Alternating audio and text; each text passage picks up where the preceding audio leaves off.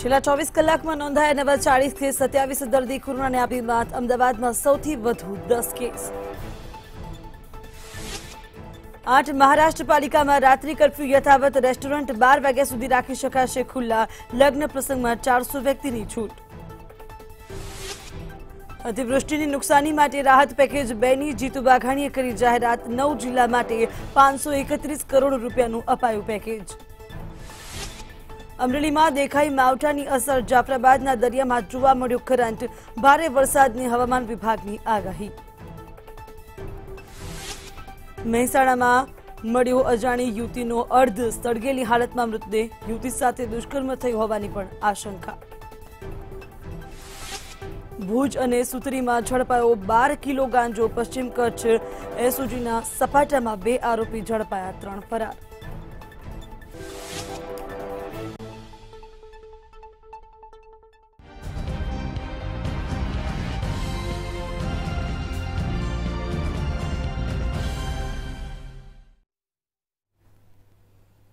નમસ્કાર, સીધો સંવાદમાં આપની સાથે હું છું બિનલ। આજે આપણે ચર્ચા કરીશું કે જે રીતે કર્ફ્યુની મુદત જે છે તે વધારી દેવામાં આવી છે। સરકાર દ્વારા નિર્ણય લઈ જાહેરાત કરવામાં આવી છે કે જે કર્ફ્યુ છે તેમાં 1 કલાકની રાહત અપાઈ છે। રેસ્ટોરન્ટ રાત્રે 12 વાગ્યા સુધી ખુલ્લા રાખી શકાશે। સિનેમાઘરો 100% કેપેસિટી સાથે જે રીતે ખુલ્લા હતા તે જ રાખવામાં આવશે। સાથે લગ્ન પ્રસંગમાં 400 વ્યક્તિની જે છૂટછાટ આપવામાં આવી હતી તેને પણ યથાવત રખાઈ છે। જો કે કર્ફ્યુને યથાવત રાખવામાં આવ્યું છે, પરંતુ આ કર્ફ્યુનો સમયગાળો આગામી 10 ડિસેમ્બર સુધી છે, એટલે કે 10 ડિસેમ્બર બાદ સરકાર નિર્ણયમાં ફેરબદલ કરી શકે એમ છે। બીજી બાજુ કોરોનાનો નવો વેરિયન્ટ કે જેનો ખતરો દુનિયાભરમાં દેખાઈ રહ્યો છે અને ભારતમાં પણ તેને લઈને ચિંતા જોવા મળી રહી છે। શું સરકાર દ્વારા આ નિર્ણય લેવામાં આવ્યો છે તે યોગ્ય છે કે નહીં, કરીશું આજે એ જ મુદ્દે ચર્ચા કર્ફ્યુને લઈને।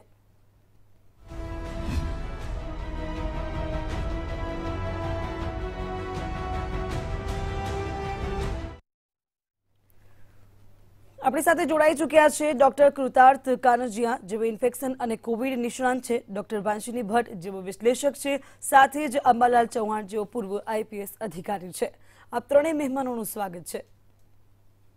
સૌથી પહેલા તો ડોક્ટર કૃતાર્થ, આપને પૂછીશ કે એક બાજુ ઇન્ફેક્શનનો ખતરો છે, કોરોનાનો નવો વેરિયન્ટ મળી આવ્યો છે, ઓમિક્રોન, તેને લઈને ખતરો તો છે જ, તેવામાં સરકારનો આ નિર્ણય યોગ્ય કે અયોગ્ય?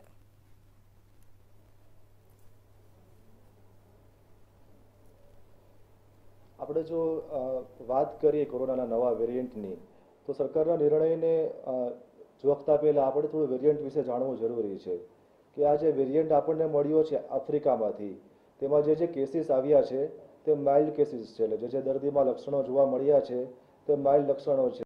દર્દીને થાક લાગે છે, થોડી ઘણી શ્વાસ લેવામાં તકલીફ પડે છે, થોડો તાવ આવે છે, પણ આનાથી દર્દીમાં હોસ્પિટલાઇઝેશન એટલે કે દર્દી એડમિટ થયો હોય વધારે કે વધારે સિરિયસ બીમારી થઈ હોય એવું જાણવા મળ્યું નથી। એટલે આપણે જોઈએ તો સરકારનો નિર્ણય આ રીતે બરાબર છે। હજી ભારતમાં એક પણ કેસ નોંધાયો નથી અને એના પ્રિકોશન્સ રૂપે આપણે જોઈએ તો સરકારનો નિર્ણય છે તે આવકાર્ય છે। હજુ નવા વેરિયન્ટને લઈને ખતરો, હજુ સુધી નવો કેસ નથી આવ્યો, પરંતુ જો છેલ્લા 24 કલાકની વાત કરીએ તો છેલ્લા 24 કલાકમાં રાજ્યમાં કોરોના કેસમાં ઉછાળો આવ્યો છે અને 40 લોકો સંક્રમિત થયા છે। ડોક્ટર વાંશિની ભટ્ટ, આપને પૂછીશ કે જે રીતે સરકારે નિર્ણય લીધો છે, હવે રાત્રે 1 વાગ્યાથી સવારના 5 વાગ્યા સુધી કર્ફ્યુ રહેશે। પહેલા 12 વાગ્યાથી હતો અને 12 વાગ્યા સુધી રેસ્ટોરન્ટ પણ ખુલ્લા રખાયા છે, એટલે આપણા જે 12 વાગ્યા સુધીના બજારો હતા તે પણ ભરાશે। ખાણીપીણીના લોકોની ભીડ થશે, એ તો સ્વાભાવિક છે। બીજી બાજુ લગ્ન સિઝન છે કે ત્યાં પણ ભારે ભીડ જોવા મળી રહી છે અને એવામાં જો સરકાર થોડી ઘણી પણ છૂટછાટ આપશે, જનતા તકેદારી નહીં રાખે તો શું થશે? બિનલ, આમાં એવું છે કે સરકાર જે પણ નિર્ણય અત્યારે લઈ રહી છે, કદાચ અત્યારના જે કેસીસ છે એને ધ્યાનમાં લઈને જે છે એમણે નિર્ણય લીધો હશે કે અત્યારે કોઈપણ પ્રકારના એવા સિવિયરિટીવાળા સિમ્ટમ્સવાળા કેસીસ નોંધાતા નથી અથવા ઝડપથી જે છે કોવિડ સ્પ્રેડ થઈ રહ્યો હોય એના કોઈપણ પ્રકારના જે છે અત્યારે ઇન્ડિકેશન્સ નથી, એને ધ્યાનમાં રાખીને કદાચ સરકારે આ પ્રકારનો નિર્ણય લીધો હશે। પણ આ નિર્ણયની જ્યારે એનું વિશ્લેષણ કરવાનું હોય કે એનાલિસિસ કરવાનું હોય કે આ નિર્ણય કેટલો યોગ્ય છે કે નહીં, તો કદાચ મારો આન્સર અંતર જે છે આમાં બેલેન્સ રહેશે? કારણ કે પહેલા પણ જ્યારે સરકારે જે છે અમુક નિયમો જ્યારે લાગુ પાડ્યા કે કર્ફ્યુના જે છે અમુક નિયમો અથવા તો અમુક SOP બનાવી કોવિડ માટેની, મારું એક હંમેશા મંતવ્ય એ જ રહ્યું છે કે આપણે જે છે એક નાગરિક તરીકે જાગૃત રહેવું ખૂબ જ જરૂરી છે. સરકાર જે છે એ કરંટ સિનારીઓ પ્રમાણે જે છે નિર્ણયો એમના બદલાતા રહેશે, પણ ક્યારે આપણે કોરોનાની કદાચ ત્રીજી લહેર આવે કે અત્યારે નવા વેરિયન્ટ વિશેના પણ સમાચારો આપણે ઘણી બધી જગ્યાએથી સાંભળી રહ્યા છે. ઇવન ધો કે આપણે એટલા બધા ક્લિયર નથી કે ઓમિક્રોન જે છે એનો સ્પ્રેડ હ્યુમન ટુ હ્યુમન રહેશે કે નહીં, એના સિમ્ટમ્સ કેવા હશે, હજી એનું જે ક્લિયર પિક્ચર જે છે આપણી સામે આવ્યું નથી. પણ કદાચ આપણે જે છે આ બધી છૂટછાટને જો કદાચ બહુ જ ફ્રીડમથી આવકારી લઈશું તો ક્યાંક ને ક્યાંક મને એવું લાગે છે કે કદાચ આગળ જતા જે છે કદાચ ફરીથી કોવિડથી સંક્રમિત થવાના ચાન્સીસ રહે. બિંગ અ હેલ્થ એક્સપર્ટ જે છે હંમેશા એક ફ્યુચરને ધ્યાનમાં રાખીને વિચારતા હોઈએ છીએ, કારણ કે ફર્સ્ટ અને સેકન્ડ વેવ આપણે જોઈ ચૂક્યા છે અને એમાં પણ સેકન્ડ વેવની જે સિવિયરિટી હતી ઘણી જ વધારે હતી. તો જો કરંટ સિનારીઓની વાત કરીએ તો કદાચ સરકારનો આ નિર્ણય યોગ્ય છે, પણ છતાં પણ મારું માનવું હજી પણ એ જ છે કે આપણે ક્યાંય પણ જાહેર ફંક્શન્સમાં જઈએ તો જે છે બિલકુલ આપણે લાઇટલી ન લઈ લઈએ કે સોશિયલ ડિસ્ટન્સિંગને આપણે ભૂલી જઈએ કે સેનિટાઇઝેશન જે છે આપણે ફ્રિકવન્ટલી ન કરીએ કે માસ્કનો ઉપયોગ ન કરીએ. એ બધા જે કોવિડ એપ્રોપ્રિએટ બિહેવિયર છે એને હજુ પણ ફોલો કરીએ. તમે નહીં માનો કે ઘણા બધા યુથને જ્યારે હું મળતી હોઉં છું તો ઘણા બધા યુથને હું પૂછું છું તો હજી પણ એ લોકોએ જે છે વેક્સિનેશન લીધું છે, ત્યારે મને ખરેખર એવું લાગે છે કે યુથ તરીકે તમે આટલા અવેર છો અને હજી પણ એ લોકો વેક્સિનેશનમાં ક્યાંક ને ક્યાંક જે છે આળસ દાખવે છે. તો હજી ક્યાંક ને ક્યાંક વિચારસરણીને હજુ દ્રઢ બનાવવી જરૂરી છે કે આપણે બિલકુલ આમાંથી મુક્ત નથી થયા કે ચલો 0% કેસ છે કે હવે નવો વેરિયન્ટ નહીં જ આવે. બીકોઝ આ વાયરસ છે અને વાયરસ જે છે એનું મ્યુટેશન થવાનું, એના વેરિયન્ટ બદલાવાના. તો એ સતર્કતાને ક્યાંક આપણે બેક ઓફ ધ માઇન્ડમાં રાખીએ અને થોડુંક બેલેન્સ એટીટ્યુડ તરીકે આપણે પર્સનલી જે છે કોવિડ એપ્રોપ્રિએટ બિહેવિયરને ચાલુ રાખીએ. ચોક્કસ. અંબાલાલજી, આપને પૂછીશ, સરકાર દ્વારા મીટિંગ કરવામાં આવી, મંત્રણા કરવામાં આવી, ગૃહ રાજ્યમંત્રીએ પણ અધિક ગૃહ સચિવો સાથે બેઠક કરીને ત્યારબાદ આ નિર્ણય લીધો છે અને 10 દિવસ સુધીનો જ કહી શકાય, આપણે 1 ડિસેમ્બરથી 10 ડિસેમ્બર સુધીનો જ આ કર્ફ્યુનો નિયમ છે. જે આગામી ગ્રામ પંચાયતની ચૂંટણીઓ આવી રહી છે, વાઇબ્રન્ટ ગુજરાત સમિટ આવી રહ્યું છે, કે તેને લઈને તો અત્યારથી સરકાર પ્લાનિંગ નથી કરી રહી કે થોડી થોડી છૂટછાટ આપીને છેલ્લે કર્ફ્યુમાંથી મુક્તિ આપી દઈએ?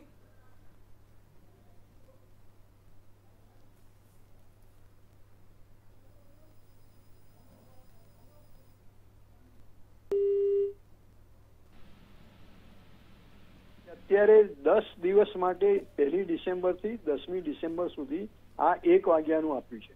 અને બીજી વાત જે હમણાં બહેને કહ્યું કે નવો એનો વેરિયન્ટ આવી ગયો છે, પણ વેધર એ ગુજરાતમાં બનતા સુધી હજુ આવ્યો નથી એવું મારું માનવું છે. કોઈ રિપોર્ટ એવા નથી.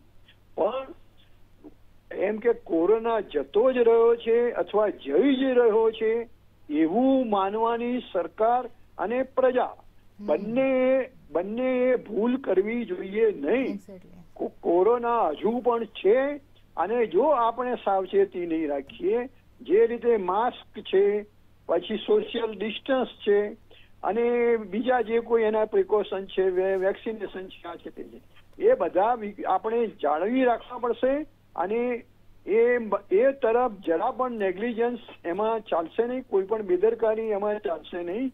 અને પોલીસે પણ એનો ચુસ્તપણે અમલ કરાવવો પડશે કે 1 વાગ્યા સુધી કર્ફ્યુ છે, 1 વાગ્યા પછી તો એના પહેલા બધું બંધ થઈ જાય, એ વધારે અગત્યનું છે. માસ્ક પણ લોકો જો ન પહેરતા હોય, અને એ આપણે છેલ્લા કેટલાક દિવસોમાં જોઈએ છીએ કે પોલીસમાં અને પ્રજામાં બંનેમાં ઢીલાસ છે, એ ઢીલાસ પણ ન હોવી જોઈએ. અને ત્રીજી વાત કે સરકાર એટલે એક પોલિટિકલ પાર્ટી છે અને પોલિટિકલ પાર્ટી એટલે એને આવું વાઇબ્રન્ટ ને બીજા જાત જાતના એમને સમારંભ કરવા પડે, લોકોને ભેગા કરવા પડે. એટલે એમાં એનો જે પ્રિકોશન્સ છે એનો ભંગ ન થાય એ પણ ખાસ જોવાની જરૂર છે. અને આ રીતે જ આપણે કોરોનાને સંપૂર્ણપણે હરાવી શકીએ. જી, ડોક્ટર કૃતાર્થ, આપને પૂછીશ કે જે રીતે નવો વેરિયન્ટ હજુ ગુજરાતમાં તો આવ્યું નથી, તેના કયા લક્ષણો છે, તે કેટલો ઘાતક છે, કેટલો અસરકારક છે, તે પણ આપણને કદાચ આપણી પાસે ખૂબ ઓછી માહિતી છે. પરંતુ આ વચ્ચે જનતાએ તો કાળજી રાખવી જ પડશે, કેમ કે અત્યારે જે લગ્ન સિઝન ચાલી રહી છે અને લોકો લગ્ન માણી રહ્યા છે. આપ જોશો કે કોઈએ માસ્ક નથી પહેર્યા. બીજી બાજુ નિયમો તો છે, પરંતુ નિયમોને લઈને ક્યાંક છટકબારી પણ છે. ઘણા લોકો નિયમોનું પાલન પણ નથી કરી રહ્યા. તો સરકારે કડકાઈ દાખવવી પડશે, સાથે જનતાએ કઈ તકેદારી રાખવી પડશે?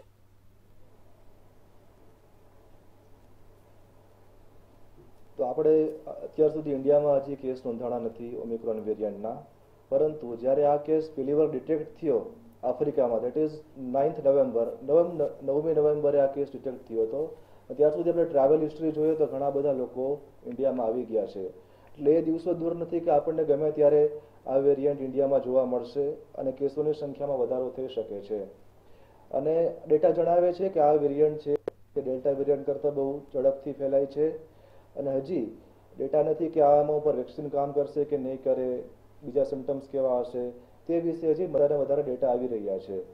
તો આપણે લગ્ન સમારંભની અને જનતાની વાત કરીએ તો જનતાએ અત્યારે સેલ્ફ ડિસિપ્લિન જાળવવું બહુ અગત્યનું છે. કારણ કે આપણી આજુબાજુના કયા વ્યક્તિમાં ક્યારે કયો વેરિયન્ટ હશે તે કેવું અઘરું છે. લગ્ન સંબંધો હોય કે બીજા કોઈ સોશિયલ ફંક્શન હોય ત્યારે બધાએ સામાજિક ડિસ્ટન્સ, માસ્ક, સેનિટાઇઝેશન એ બધું ફોલો કરવું ખૂબ જ અગત્યનું છે. જી વંશીબેન, આપ વિશ્લેષક છો.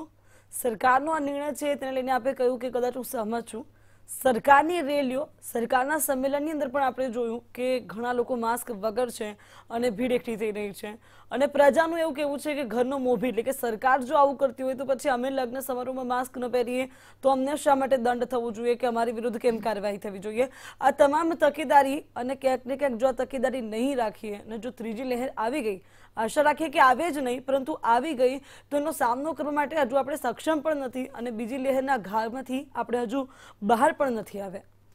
બિનલ, આ ક્વેશ્ચન હું ઈચ્છતી હતી કે આપ મને પૂછો, કારણ કે છેલ્લા કોવિડના જે છે 1-1.5 વર્ષમાં ઘણી બધી વખત જે છે ક્વેશ્ચન ઘણી બધી વખત ચર્ચવામાં આવ્યો છે કે તમે પૂછ્યું એ પ્રમાણે કે સરકાર જ્યારે પોતે જે છે જાહેર સમારંભો કરે ત્યારે જે છે એ લોકોએ માસ્ક નથી પહેરેલા હોતા, અથવા તો લોકો જે છે સરકારને ફોલો કરીને રૂલ્સ, ત્યારે હંમેશા મારો ઓપિનિયન જે છે ખૂબ જ સ્પષ્ટ રહ્યો છે કે તમારે પ્રિકોશન્સ જે છે એ તમારા પોતાના માટે અને તમારા ફેમિલીની સેફટી માટે લેવાના છે. સરકાર જે પણ નિર્ણયો લઈ રહી છે એ કરંટ સિનારીઓ પ્રમાણે નિર્ણયો લઈ રહી છે, પણ શા માટે આપણે એવું એક્સપેક્ટ કરીએ કે ના સરકારે વસ્તુ ફોલો કરે તો જ હું કરું? એવું તો નથી કે આપણે કોરોનાની ગંભીરતાને આપણે જોઈ નથી. ફર્સ્ટ વેવ કરતાં સેકન્ડ વેવ કેટલો સિવિયર હતો અને કેટલા બધા લોકોએ જ્યારે પોતાના લોકોને ખોયા છે, હોસ્પિટલોમાં એ વખતે બેડ નહોતા મળી રહ્યા, ઓક્સિજનની અછત હતી, બધું સિનારીઓ અને બધું પિક્ચર આપણા મગજમાં ક્લિયર છે. કોઈ પણ વસ્તુ જ્યારે આપણે આપણી સેફટી માટે ફોલો કરવાની છે, આપણે બીજા પર દોષ નાખવો જ કેમ કે સરકાર નથી કરી રહી અને એ જ અમારા આદર્શ છે, એ નહીં કરે તો અમે શું કામ કરીએ? તમારે જે કરવાનું છે તમારે તમારી સેફટી માટે કરવાનું છે, તમારા પોતાના લોકો જે છે એમની સેફટી માટે કરવાનું છે. એટલે એ વસ્તુ જ ખોટી કે બીજા જો એ વસ્તુ કરશે તો હું કરીશ. આજે એક વ્યક્તિ માસ્ક નહીં પહેરે તો હું નહીં પહેરું. હું જે માસ્ક મારે પહેરવાનું છે મારી પોતાની અને મારા ફેમિલીની સેફટી માટે પહેરવાનું છે, તો એ વસ્તુ સૌથી પહેલાં તો ખોટી. બીજી વસ્તુ કે જ્યારે પ્રજાને હંમેશા આજે પ્રશ્ન હોય છે કે અથવા જ્યારે આપણે જતા હોય અને માસ્ક ન પહેરે ત્યારે ટ્રાફિક પોલીસવાળા આપણને રોકતા હોય, અથવા તો સરકારને એવા દંડ અને નિયમો લાગુ કરવા પડે કે માસ્ક નહીં પહેરે એને આટલો ફાઇન થશે, આ નહીં કરે એને આટલો ફાઇન થશે. મને વસ્તુ હજી પણ નથી ખબર પડતી કે સરકારને શા માટે એવા દંડ લાવવા પડે? એટલા માટે કે આપણે વસ્તુ ફોલો નથી કરી રહ્યા. એવી સીમા સુધી પહોંચવું જ કેમ પડે કે સરકારને માસ્ક ન પહેરવા પાછળ ફાઇન લગાડવો પડે? માસ્ક પહેરવો કેટલો જરૂરી છે છેલ્લા કેટલાય વખતથી આપણે મીડિયા થ્રુ જે છે આની અવેરનેસ જે છે લોકો સુધી. વાંચનીબેન, અહીંયા સવાલ એ થાય છે કે સરકાર નિયમ લાવી 1000 નો દંડ વસૂલે છે, પરંતુ સરકારના સંમેલનમાં તેના જ કાર્યકર્તા, તેના જ નેતાઓએ માસ્ક નથી પહેર્યા હોતા. I agree. એટલે દંડ તો થાય તો પછી બધાને થવો જોઈએ, પણ ક્યાંક પ્રજાનું એક નિર્ણય કે ભાવના સાચી છે. એ વસ્તુ તમારી સાચી કે દંડ થાય તો બધાને થાય, પણ સરકારના માણસો માસ્ક નહીં પહેરે તો હું નહીં પહેરું, એ વસ્તુ જે છે એ કનેક્શન મને મળતું નથી. કોઈ માસ્ક નથી પહેરતું, તમે એને જે સમજાવો પણ એ નથી પહેરતું એટલે હું ના પહેરું, એ વસ્તુ ખોટી. ઇવન વેક્સિનેશન જ્યારે આવ્યું ત્યારે પણ ઘણા બધા પ્રશ્નો ઉઠ્યા કે ના વેક્સિનેશન લેવાથી તો જે છે સાઇડ ઇફેક્ટ્સ થાય છે, તકલીફો થાય છે.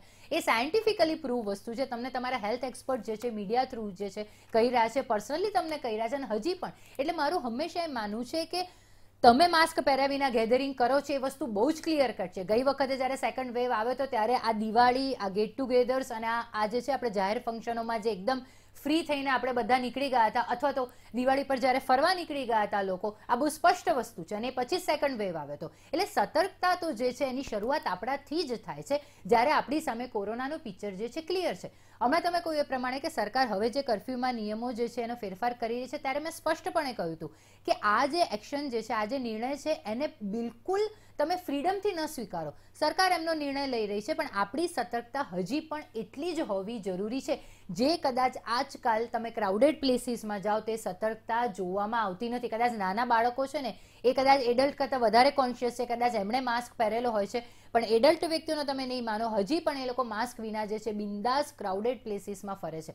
હજી પણ આ બધા પરથી સમરી એ જ છે કે સરકારને જે નિર્ણય લેવો હોય, જે બદલવું હોય બદલે. એક જાગૃત નાગરિક તરીકે આપણામાં એટલી ગંભીરતા હોવી જોઈએ કે જે પણ એપ્રોપ્રિએટ બિહેવિયર છે કોવિડના એ આપણે હજી પણ ફોલો કરવાના છે. જી જી અંબાલાલજી, જે રીતે સરકારના નિયમો છે એનું પાલન તો આપણે ચોક્કસથી એક જાગૃત નાગરિક તરીકે કરવું જોઈએ, સાચી વાત છે. પરંતુ સરકારનો આ નિર્ણય અને મુખ્ય સવાલ એ છે કે 10મી ડિસેમ્બર સુધી શા માટે આ નિર્ણય લેવામાં આવ્યો છે? એને લંબાવવામાં કેમ ના આવ્યો? 31 ડિસેમ્બર સુધી કેમ લેવામાં ના આવ્યો? જો રાત્રિ કર્ફ્યુ હટશે તો જે ગ્રામ્ય પંચાયતની ચૂંટણીઓ છે એમાં ઓટલા સભા તો ચોક્કસથી થશે. ઓટલા પંચાયત આપણે જેને કહીએ છીએ, લોકો એકઠા થઈને એ પંચાયતમાં બેસશે. અને માસ્ક નીતિ લઈને આપણને જાગૃતિ છે જ નહીં. જનતા અત્યારે જે રીતે ચર્ચા ચાલી રહી છે, ઘણી જગ્યાએ માસ્ક વગર ફરે છે. આવામાં કોરોના સંક્રમણ વધ્યું તો તેની માટે જવાબદાર કોણ રહેશે?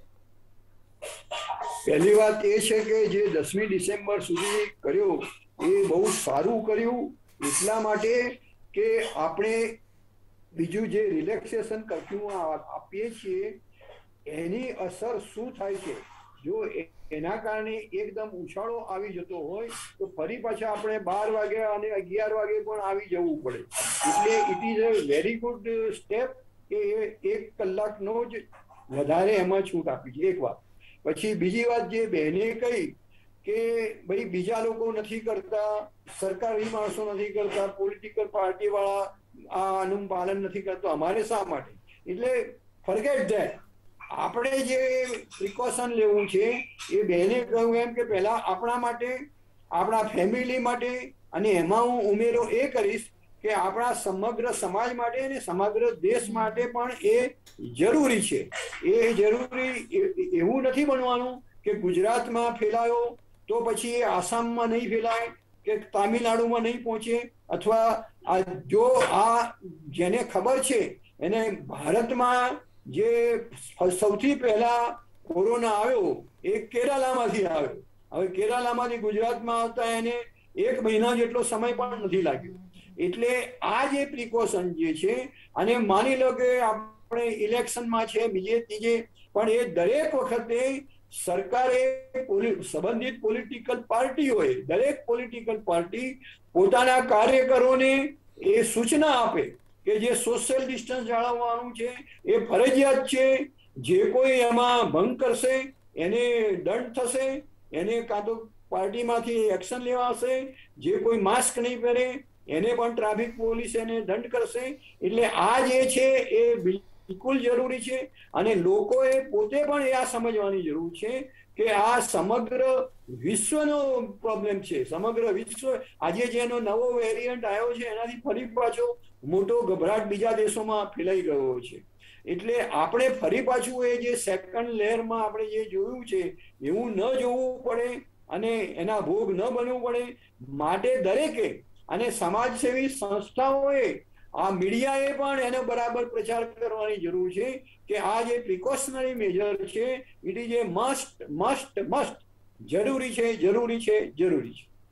જી ડોક્ટર કૃતાર્થ, આપને પૂછીશ કે નવા વેરિયન્ટને લઈને ક્યાંક ને ક્યાંક ભય છે, વધુ વિગતો તો નથી, પરંતુ જનતાએ જો સાવચેત રહેવું હોય, તેનાથી બચવું હોય, ગુજરાતમાં તે વેરિયન્ટ વધારે ઘાતક ન બને તે માટેના કયા તકેદારીના પગલાં ભરવા જોઈએ?